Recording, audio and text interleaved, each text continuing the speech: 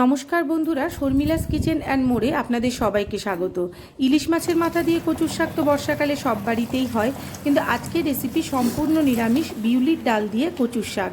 যার জন্য কচুর শাক এখানে কর্তামশাই বাজার থেকে কেটেই নিয়ে এসেছিলেন, সেটাকে ধুয়ে গরম জলে ভাপিয়ে নিয়েছি, যাতে কচুর শাক থেকে যে জলটা বেরিয়েছে সেটা কিন্তু পরে আমি এখানে জলটা ঝরিয়ে নিয়েছি। তারপর এইভাবে জল ঝরানোর পরে অন্যদিকে নিয়ে নিয়েছি বিউলির ডাল। সেটাকে কড়াইতে, শুকনো কড়াইতে, কোনো তেলের ব্যবহার করিনি, এখানে নাড়িয়ে নিয়েছি। শুকনো খোলায় নাড়িয়ে নিয়ে বিউলির ডালটাকে তুলে রেখেছি। এরপর ওই কড়াইতে দিয়ে দিয়েছি সর্ষের তেল, শুকনো লঙ্কা আর তেজপাতা আর পাঁচফোড়ন। এই সমস্তটা দিয়ে তারপরে যে জল ঝরানো কচুর শাকটা সেটা এর মধ্যে দিয়ে দিয়েছি। সেটা ভালো করে নাড়িয়ে চাড়িয়ে নিয়ে এর মধ্যে দিয়ে দিয়েছি বিউলির ডাল। সেটাকেও ভালো করে খুন্তির সাহায্যে নাড়িয়ে চাড়িয়ে নিয়ে দিয়ে দিয়েছি হলুদ। আর এরপর এক এক করে এর মধ্যে দিয়ে দিয়েছি স্বাদ অনুসারে লবণ, আর দিয়ে দিয়েছি স্বাদ অনুসারে চিনি।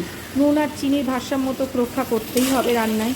যাই হোক, তারপরে এই কচু শাকটাও একটু নাড়িয়ে চাড়িয়ে নিয়ে তার মধ্যে দিয়ে দিয়েছি বেশ খানিকটা নারকেল কোড়া।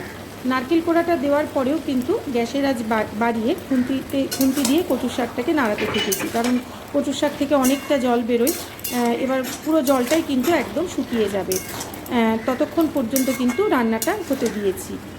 কচুর শাকটা একদমই জল শুকিয়ে গিয়েছে, আপনারা দেখতেই পাচ্ছেন, পুরোপুরি জল শুকিয়ে গিয়েছে। এরপরে এর মধ্যে একটা মশলা ব্যবহার করেছি, যেটা ধনে, জিরে আর শুকনো লঙ্কা, যেটাকে শুকনো খোলায় ভেজে গুঁড়িয়ে নিয়েছিলাম, সেইটা এখানে ব্যবহার করেছি। এর টেস্ট কিন্তু অসম হয়। আপনারা গরম ভাতের সাথে এই বিউলির ডাল দিয়ে কচুর শাক খেয়ে দেখবেন, মুখে লেগে থাকবে। নমস্কার।